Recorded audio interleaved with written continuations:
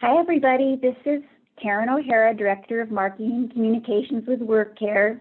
Welcome to our weekly briefing on preventing and managing COVID-19 in the workplace. This is our 48th consecutive week. And for those of you who join us every week, welcome back. You know the format.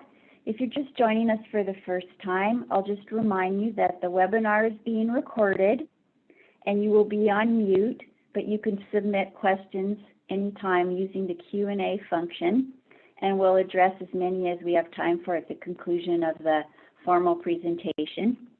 And we always post answers to questions on our website.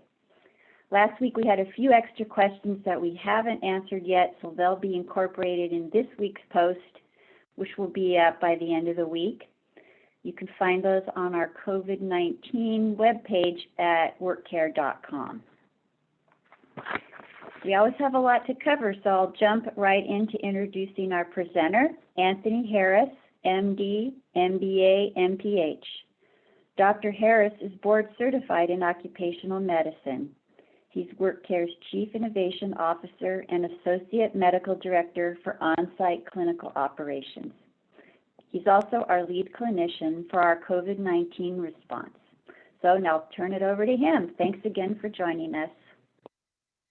Excellent. Thank you, Karen. And thanks, everybody, for joining us once again. Excited to bring to you another installment. And what we'll do today is talk about, obviously, the latest updates from the perspective of policy and recommendations from a work care standpoint. But we also want to get into a topic that we're hearing more and more about in the media, which is mask wearing. So we'll jump right into the format that you're very familiar with at this point, and welcome to those who may be joining for the first time. Week to week, it seems like our numbers are continuing to grow, so that's great.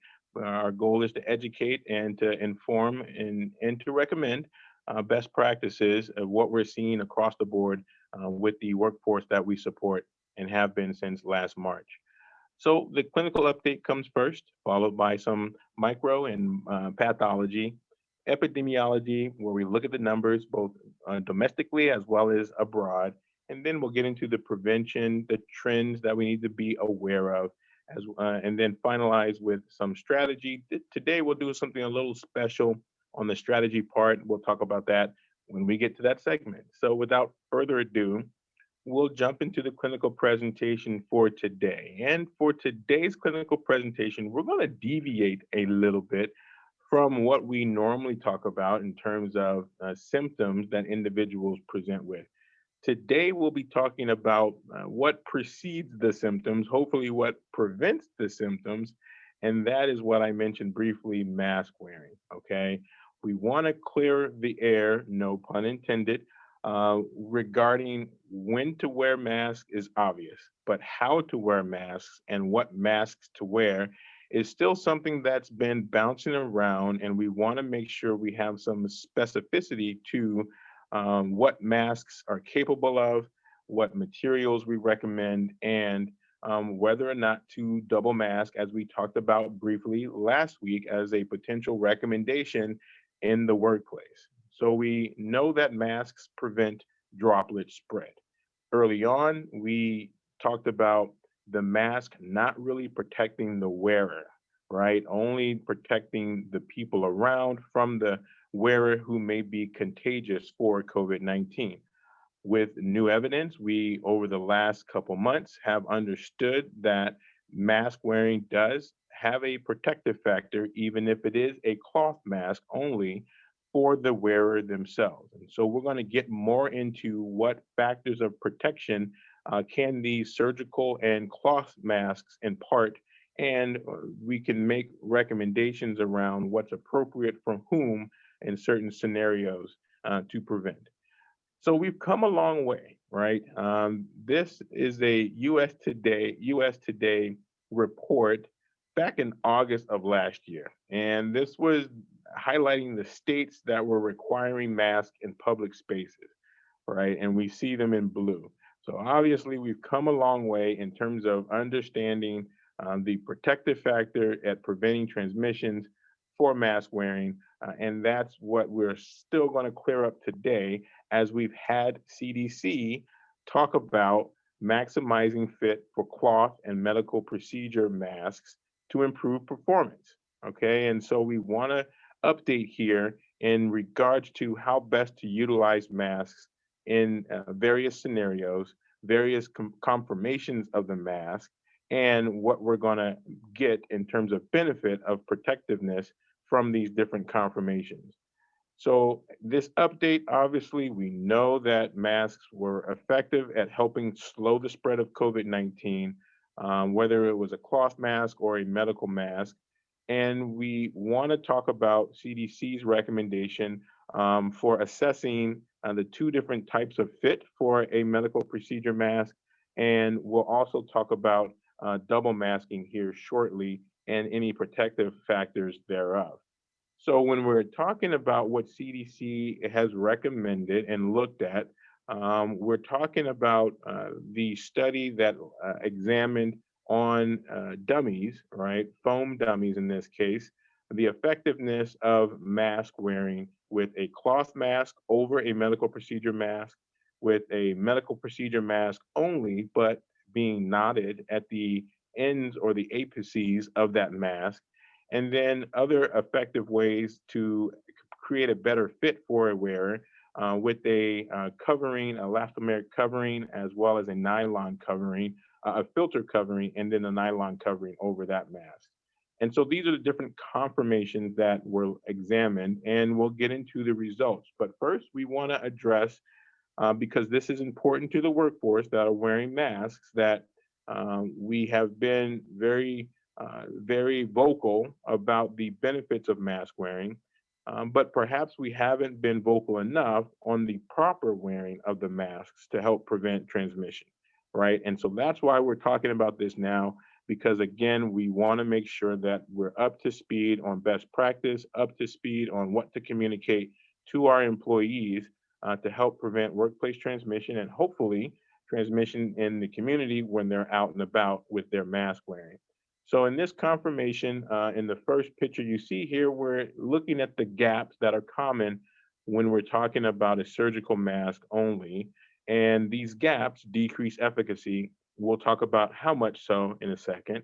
And if we take that surgical mask and put a cloth mask over it, we can see a better fit. And we'll talk about the efficacy there versus the improved fit and less gapping if you knot the apices of the masks in this depiction here, right? So the goal is to improve the fit of the masks that are being worn to help decrease droplets from escaping, as well as increase the filtration and protective factor for the wearer themselves. And if we look at the results, again, we're talking about the scenarios mentioned in the pictures before, but we'll specifically point out in the unknotted the medical procedure masks, we look at a couple scenarios, right? So here's the picture I want you to hold in your mind. Two dummies face to face, mimicking workers that are 6 feet apart. That was the setup for this experiment. And one dummy was the potential exposer. The other dummy was the recipient of that exposure, right? And when we talk about the different scenarios, we're looking at both dummies not wearing masks, as in the gray bar here. If we look at the next light blue bar, we're talking about one dummy wearing no mask and the exposure dummy, and the other wearing a mask that is the recipient.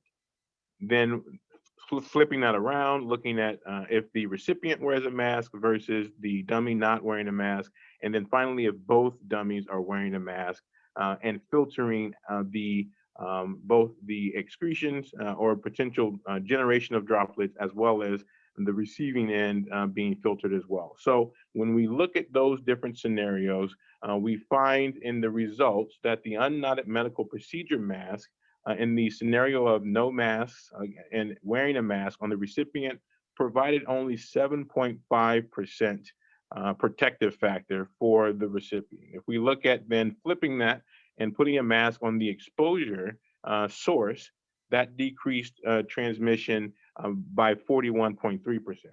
Let me pause there.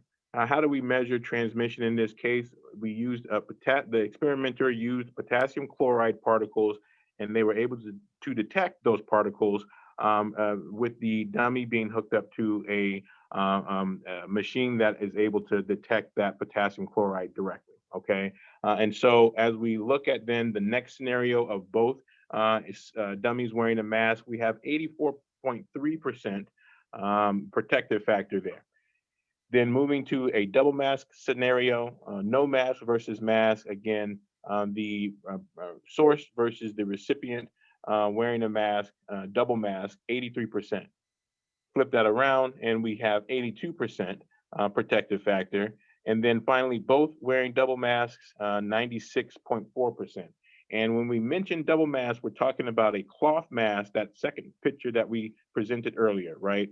Where the cloth mask was covering the surgical mask, all right? And then finally, the knotted tucked medical procedure mask to reduce the gapping. With no mask and a mask, 64.5% was the protective factor. With the source mask, 62.9, and then finally with both masks, 95.9%.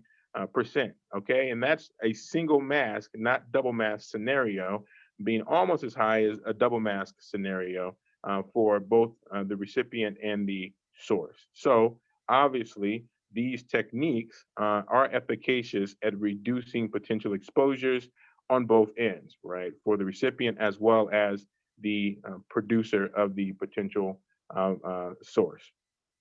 So now let's talk about the pathology behind, or the microbiology behind, mask wearing. Most of you are probably familiar with this, but we want to cover it to make sure everyone is on the same page as to the benefit and the mechanics of a cloth mask. So there's two factors to it. First, in terms of filtration, right? We have mechanical filtration, and then we have electrostatic filtration that is able to capture particles that are smaller in size, right? And if we look at then some studies that were conducted at Argonne National Laboratory, this study was looking at, in particular, 15 common household fabrics to investigate their filtration efficiencies, okay, against tiny droplets. We're talking droplets that are 10 nanometers to 6 millimeters in size and range, okay, nanometers. So we're talking small particles that are less than 10 micrometers. We're talking the ideal size for transmission of COVID-19, the SARS-CoV-2 virus.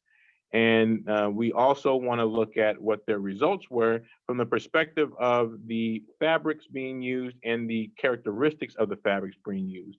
And what we found in this study is that low porosity fabrics that have a tight weave perform better. Now, that's intuitive, obviously, but objectively, this study proves that out, right? Specifically, those commercial high thread count, 600 thread count fibers, cotton fibers, perform better than those that were 80 thread count. And if we look at the electrostatic factor, we find, like, such as in silks and polyesters, we find that if we combined the high fabric thread count with the high electrostatic fibers, we see increased efficaciousness for filtration, right?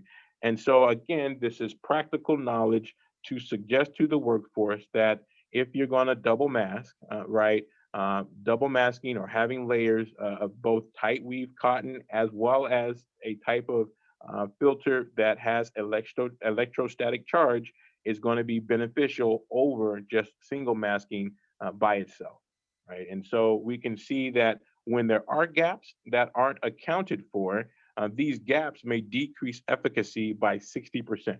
So it is important to close those gaps. A simple way to do that, if you don't have a good technique for taking a cloth mask and tying down the gaps, one study suggests using a nylon material like a pantyhose and cutting that and using that to tightly fit the mask to the wearer. And they show with that technique that it is effective at reducing both droplet formation as well as increasing efficacy of filtration for the wearer themselves. So now jumping into what the additional data looks like for different materials and different masks in terms of relative droplet count protective factor. We have presented some of this data before, but we want to represent it here, updated, looking first at the fitted N95. Obviously, that was at the top in terms of efficaciousness, followed by the surgical mask, and then the cotton polymer mask as well. If we jump down to the knitted mask, we still see people walking around, right, anecdotally, with knitted masks on, and those we need to educate that these masks are not very protective at keeping those droplets contained. And if we look at bandanas, same thing, and that's in large part to how individuals are wearing bandanas. Single layered bandanas, no good. Bandanas that have a lot of gapping, no good, right? Just above wearing no mask at all. And then if we look at gaiters, again, we presented this material previously, briefly, neck gaiters being worse, particularly if they're single layered and producing more droplets than if not wearing a mask at all. So now let's look at globally how we're doing in the US as well. When we talk about cases on a 7-day rolling average, where are we at today? And we're going to abbreviate this section a little bit today in particular versus what we normally look at. And if we zoom into today, we're at 33.5 on average cases per 100,000, and that's down a little bit. So that's obviously a good trend in the right direction for decreasing growth, decreasing growth in the number of cases that we see. If we look at the number of deaths, we're still at that 0.9 mark, as we have been weeks over week here on a 100,000 person case, 7-day rolling average. If we jump to then the total number of cases on a daily basis, 7-day rolling average, we can see where the US stands in our trend line going down, as we mentioned here. And we see likewise in other nations, in particular looking at the UK, their trend line going down as well, same in Spain. And so globally, we're seeing this trend. And we'll look more deeply into this in weeks to come to see what's producing this particular trend potentially. And if we look at per million cases per million, we're seeing the similar trends here, now adding in a couple of other nations at the top, with Israel, Spain being above us, here with the US decreasing, and we can see UK where they're at with their downward trending line. We're seeing as well the trailing indicator of deaths start to trend down, and we'll likely see this continue to trend down as we have commensurate downward trend of the total daily cases trending downward week over week. If we look at per million cases of deaths, then we're seeing where the UK stands in their downward trend over time, still being number one there, and US as well, trending down. Spain, unfortunately, trending up still in their impact of deaths per million. Now, when we talk about tests being conducted, we have been seeing a downward trend, and we continue to see that downward trend, unfortunately, right? And so if we talk about the looking at the prevalence and the incidence accurately of COVID-19, a decrease in testing, we know, does and can correlate to a perceived decrease in incidence, right? Whereas because of this downward trend of what we're seeing. Now, when we compare that to the United Kingdom, that's experiencing their downward trend in incidence, but an upward trend in number of tests conducted in a 7-day rolling average, we can look to their downward trend as perhaps being more accurate to their true picture and experience and incidence of COVID-19 in the UK. So we'll look to this, continue to look at this trend in the US, and hopefully see us trending back upward while our numbers continue to trend downward. If we break this down per 1,000 people, again, seeing where the UK is with their number of tests being conducted, where Israel is, adding that in response to some of the comments that we received back from you all. Thank you so much for that. And we can see where the US is in our downward trend of number of tests performed per 1,000 people. Again, not good in terms of accurately depicting what the true incidence of COVID is in the US. Now, we can also glean that, as we do week over week, from the number of tests or percentage of tests that are positive. And when this is trending upward, we know we're getting worse at accurately depicting disease. If it's trending downward, we may be getting better, but again, as it is trending downward, but in context of decreasing number of tests, then that gives us pause as to the accuracy yet and still of how we articulate the burden of illness in the US. As we look at then administration of vaccinations, right, we're looking at the US still being up there in regards to total number. But as we continue to look at per capita per 100 people, Israel is at the number one spot. All right. We looked at the UAE previously, and Israel on the administration perspective per capita is even above UAE. And we see where the US stands behind the UK. And if we add in then UAE, Gibraltar, I mentioned Israel being at the number one spot. So if we look at Gibraltar, their population size compared to Israel is an indicator of why they're higher at this point. But we'll look at a different metric here from start to finish and see how Israel is particularly playing out here in a second compared to where other nations stand, including ourselves. Total number of vaccines administered and distributed in the US, getting a perspective of where we're at today, 62,000 doses distributed, 62 million, almost 63 million, whereas only 43 million administered. Now that number has jumped in proportion back to what we were seeing several weeks ago at being around 2/3, right? Where we saw 2/3 of the doses that were distributed, administered to the public at this point in time. That gap narrowed over the last couple of weeks and now has expanded again, which may indicate that our supply issue that we've been talking about last week is remedied slightly, right? And now it's back to the logistics and distribution. If we look at total number of people receiving one dose, 32 million, and almost 10 million receiving two doses now, quite a bit upward from last week. If we break down then Pfizer versus Moderna, almost half and half here, 2 million, roughly a 2.2 million difference, with Pfizer slightly above the Moderna administration. As we talk about then prevention, we're going to keep with the numbers, right, and trends. We're going to look at the cumulative vaccination doses administered per 100 people. And this is where I said Israel was in the number one spot, because we're looking at this cumulatively now, not just in a 7-day rolling average, okay? And we can see where the UAE is versus UK, United States, down quite a bit here in that number 5 spot. If we look at then, and again, this is per 100 people as it's broken down. If we look globally then, worldwide, total number of administered vaccines, we're looking at 86 million, right? In the beginning. That was back in December, right? 86,000 beginning back in December. And now we're at almost 150 million doses as of February 9th, right? So that's the global picture here. If we look at then administration cumulatively in North America, we're at 44 million. Obviously, we talked about United States being the bulk of that at 43 million. And we can look further down to the UK and 13 million there. If we break this down per capita on administration per 100 people, we see Israel being again up there in the number one spot, where the UAE is with 45 million administered, and at the end of the day, and then the UK versus the United States, where we stand as well.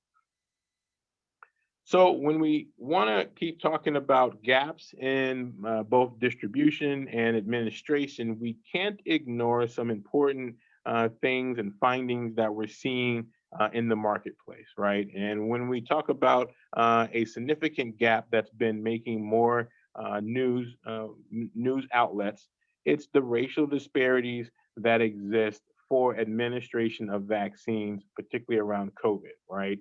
And if we look at these administered vaccine gaps, we can glean from previous vaccine administration some telltale signs that there are some fundamental differences in how different races access the vaccine, right? And so we want to talk about this so that we can help the workforce no matter their demographics, and in the most effective manner we can in our recommendations here. So let's jump into it. If we look at some data around flu vaccinations from 2018 and 2019, we want to see, were there differences, race-based differences that stood out there in regards to access or administration of flu vaccines? And the answer is yes, right? We can see Blacks there at 39% and Hispanics at 37%, compared to whites at 49%. Right. And so we know that there is a lot of talk again in the market, in the industry, around access to COVID-19 vaccines. And we can understand that this is not atypical of what we see in terms of discrepancies between different races and access to vaccination. So, looking directly at the data now for COVID-19 vaccine administrations, cases, deaths, and total population, we're going to zero in on percent of vaccinations versus percent of cases and deaths, right? And this is a state by state breakdown. It's not exhaustive in terms of every state that we're going to go through today, but we're going to highlight a couple of states here. And first, just looking at, for example, Delaware, 6% of the population of Blacks vaccinated, right, versus 24% of cases and 23% of deaths. Right. If we look at Florida, similar picture, 6% versus 15% and 16% respectively of vaccinations versus cases versus deaths. In Louisiana, seeing a big gap there, right? 13% recipients of vaccine administration, but 34% and 39% of cases and deaths respectively. And again, seeing that play out in Mississippi. So some of the things that may be driving these discrepancies, if you look at some studies as well as just simply some reports, anecdotal supports, is proximity, right? And when we talk about strategy, we want to talk about proximity of vaccination access for these underserved communities and for these different races as they exist in your communities where your workers exist. So let's talk about then recommendations. And we're going to keep the recommendations short and sweet here. And we want to talk about and bring up again, making the workplace the epicenter for vaccinations, right? We're seeing this happen in states like Virginia, as we mentioned, and we're seeing it play out now in Florida, where there are alternative ways to access the vaccine versus just what the government has recently done with pharmacies a week or so ago. And we understand that it is filling the gap for our workforce in regards to access to healthcare that has existed for quite a while here in the U.S., right? In these underserved communities. And for example, there aren't pharmacies down the street in many of these communities, CVS or Walgreens, right? So again, access and proximity is going to be key. And by making the workplace the epicenter for vaccine administration, we can hopefully give access to where access may be difficult otherwise in the community. And when we talk about other issues that are playing into the discrepancy, transportation is one, right? Where if a worker accesses their job because they're close by and they walk to work, they may not be able to get to a centralized location to access vaccines, and because it's not proximal or walkable, particularly in the northern states that are experiencing negative degree weather, right? And so again, by making the workplace the central hub for vaccine administration, we can then reach these demographics more easily and more efficaciously at the end of the day, reaching that herd immunity that we're all pushing for to get back to normal, right? And so we want to speak to this, but we also want to speak to practical things around post-vaccination as well. There are some myths around what happens and what doesn't happen, what you can and can't do. We're going to touch on a couple of them and then wrap it up here. So mask wearing, absolutely yes. In a post-vaccine, once you've been vaccinated, you still need to wear a mask. That's 100% true. The reason why it's not 100% in terms of efficaciousness once you're vaccinated. We know that 5%, if you're Moderna and Pfizer vaccinated, will still have susceptibility to COVID, be able to transmit. If we're talking AstraZeneca and Johnson & Johnson, we're looking at 25 to 30% that may still be susceptible. In the post-COVID vaccine scenario, and you have a new exposure, you still need to quarantine, right? That's 100% true in that recommendation at this point in time. If you've already contracted and recovered from COVID within that first 90 days post your recovery, a new exposure does not warrant a new quarantine. But for a vaccine scenario, yes, you still need to quarantine. Risk of contracting COVID after being vaccinated is low, right? We're looking at the efficacy of the different vaccines being at a minimum 70 to 75%, as high as 95% if we're talking Pfizer and Moderna. Risk of transmission, likewise low, because it's presumptively you're not carrying a viral load sufficient after being vaccinated, even if eventually we find that people can still carry the virus, or the 5% we're talking about. Overall risk, relative risk, is low of transmitting COVID post-vaccine being vaccinated. And then, can you hang out in gatherings without practicing social distancing and the other safe measures that we have come to know to be protective? And the answer to that is no, right? That you still have to practice these when you're out and about, when you're in gatherings, hopefully still not in large gatherings, because we, at this point, don't have a scaled solution for validating people's vaccination status. Now, that's coming. WorkCare is working on solutions like that. But at this point in time, it's probably going to be some weeks to months before we have widespread Super Bowl-like attendance, where tens of thousands of people are able to gather because they've all been vaccinated, again, like we saw at the Super Bowl. But it's coming. So at this point, what we want to do, a little special, is wrap it up a little early. I think we're a little early, 32 minutes into it. We want to answer as many questions as we can, and we want to hear future topics hear from you as well. So I'll stop there. We'll kind of jump into hopefully a little special segment of taking more questions than we normally do. Thank you so much. Great, Dr. Harris. Thanks so much. We have quite a few questions about masks, so we'll start with those. The first one is, how does the use of an N95 respirator affect the definition of close contact for both the infected person and the exposed person? Sure. So if both persons are wearing an N95, that is clearly a scenario, and they're wearing it properly, presumptively, then that's a scenario in which we don't consider that an exposure from a risk standpoint. Now, there still may be company policy that includes that scenario in a exposure definition, right? But from a clinical definition of relative risk, as we've seen in the data, it can be, when properly worn, up to 95% effective at preventing a transmission and not being an exposure. When we talk about then other masks, such as cloth masks, then we get a little bit less accurate in how the masks are worn, and we increase risk for potential exposure. So it is reasonable, even when wearing a cloth mask, in both the wearer and the wearer, that's the vector, and the recipient, to include that in a scenario of, yes, it is a potential exposure.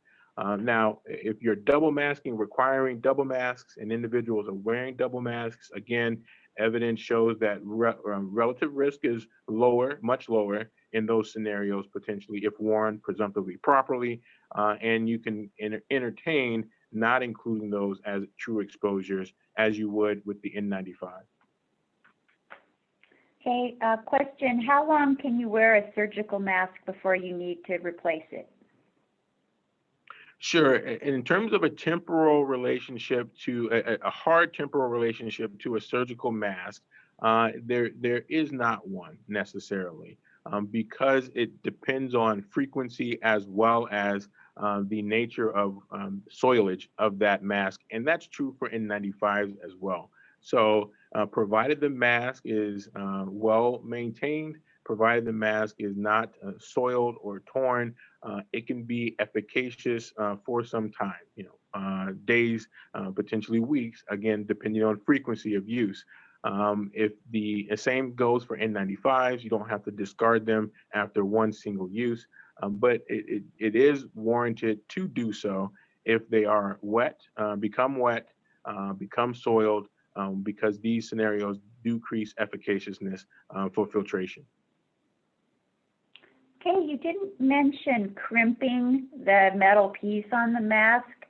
Could you elaborate a little bit on the importance of crimping? Sure. And so the crimping component is a presumption that's made in terms of fit of the mask, proper fit of the mask.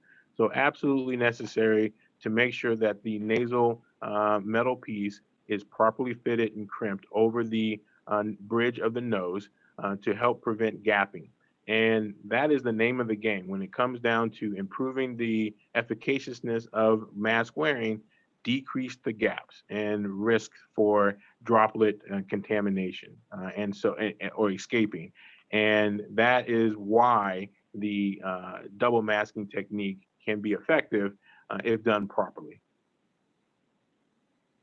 Okay, here's two questions from the same person about some other different types of masks. So I'll read you both questions.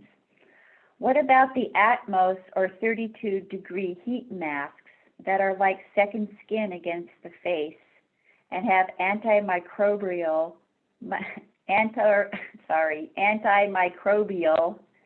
or antiviral impregnated fibers versus KN95 masks? The second question is about electrostatic fiber masks, but you might want to take this first one first and then jump into the second one, and I'll read it to you again.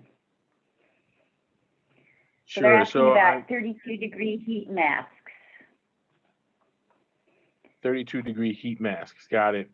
So I am not familiar with any objective data or peer-reviewed data for the Atmos mask, so I can't speak to its efficacy from a objective data standpoint. And so we'll look for any updates in regards to studies, peer-reviewed studies on that particular mask. If you have one, please send it our way and we're happy to review it.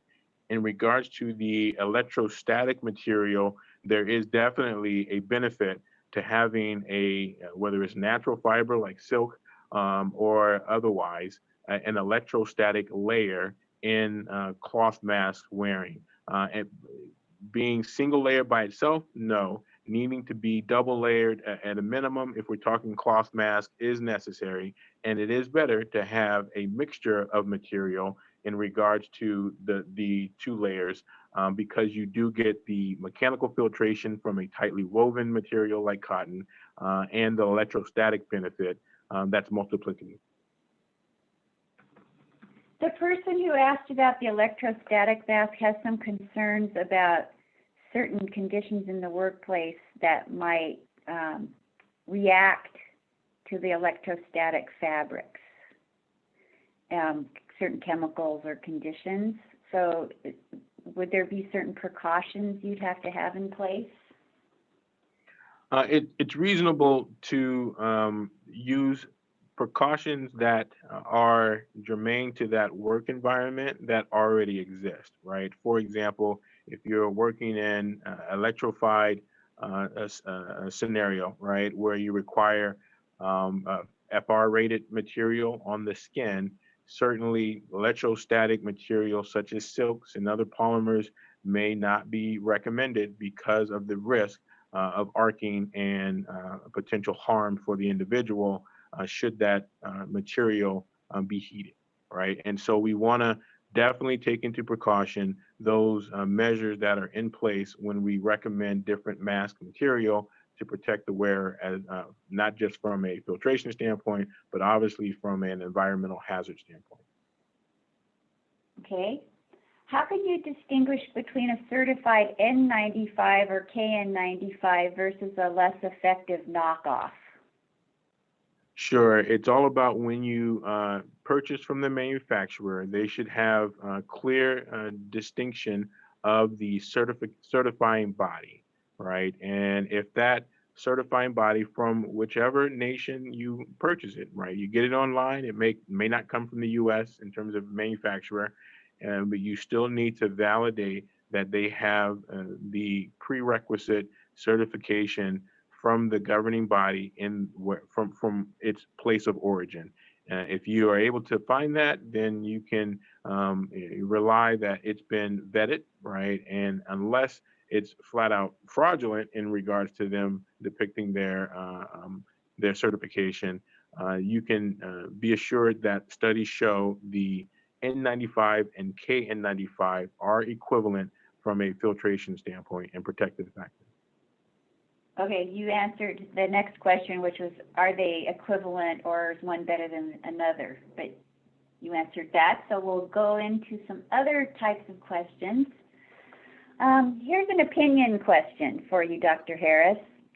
Are people less likely to go get tested due to the strict quarantines and the impact on school and daily lives?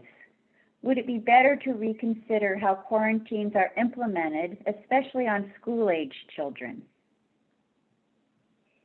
And just to be sure, the question is, are they less likely to be tested? Is that correct?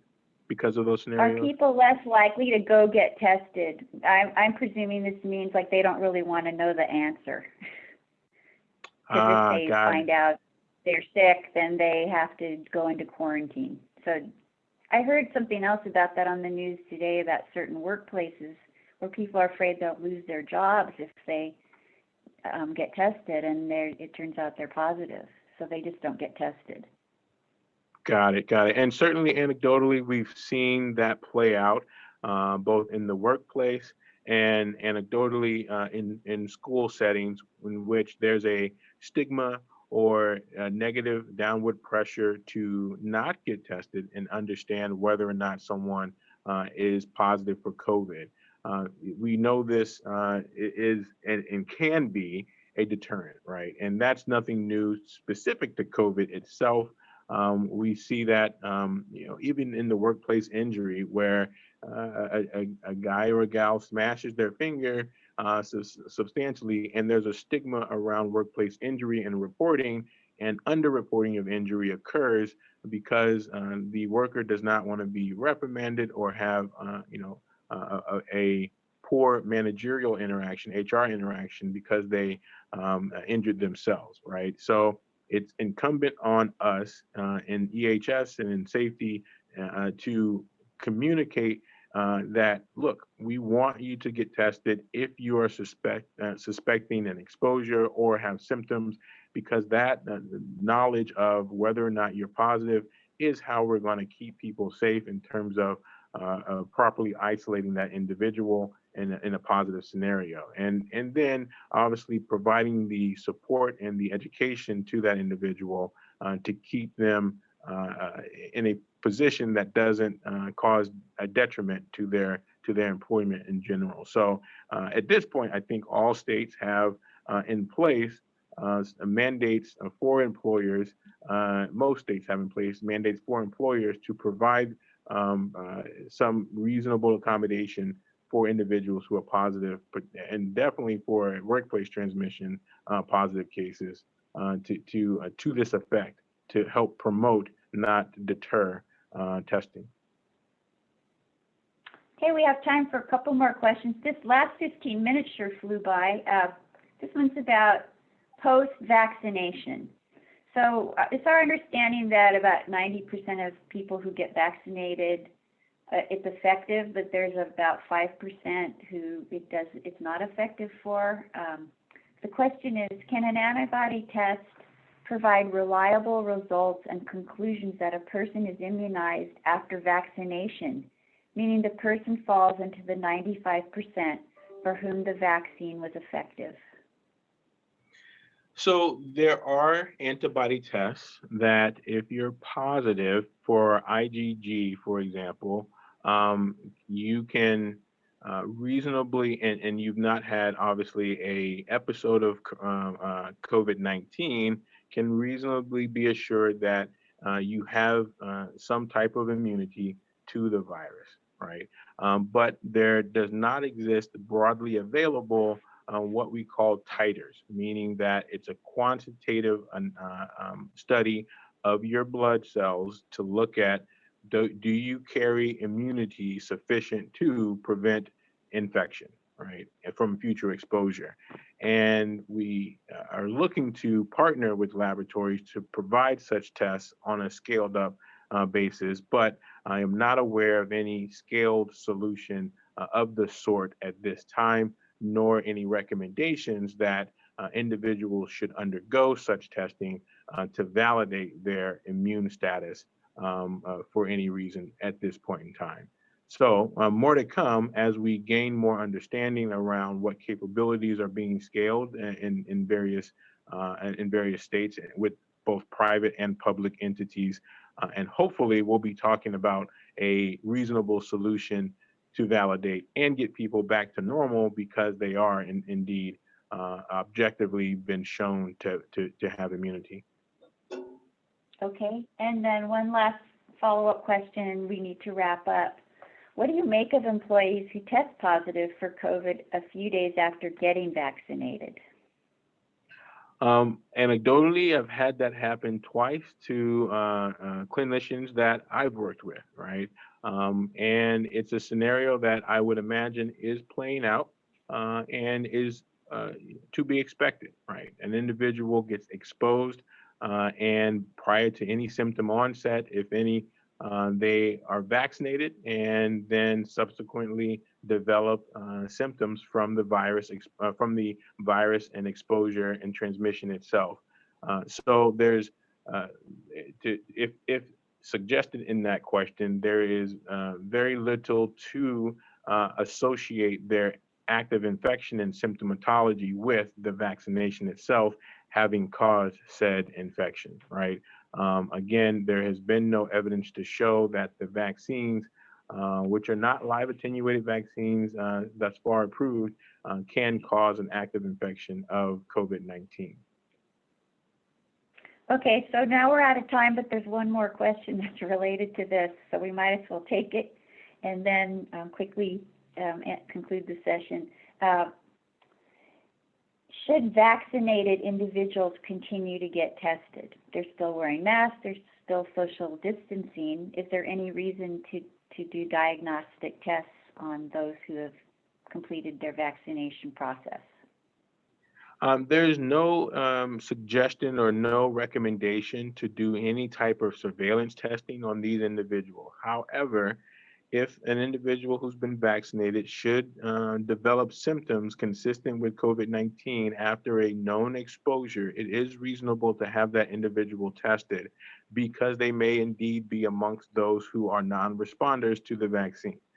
And so because that number is as little as 5% or as high as 30%, depending on which type of vaccine they received, again, it's reasonable to test only post-symptom onset, post-exposure, a known exposure scenario. Okay, wish we could continue on, but we're out of time, but we'll pick up where we left off next week. So we'll see you all back then. In the meantime, stay safe, wear your masks. Thanks again, Dr. Harris. As always, we really appreciate your insights. Excellent. Thanks, everyone. We'll see you next week for number 49. Stay safe and God bless.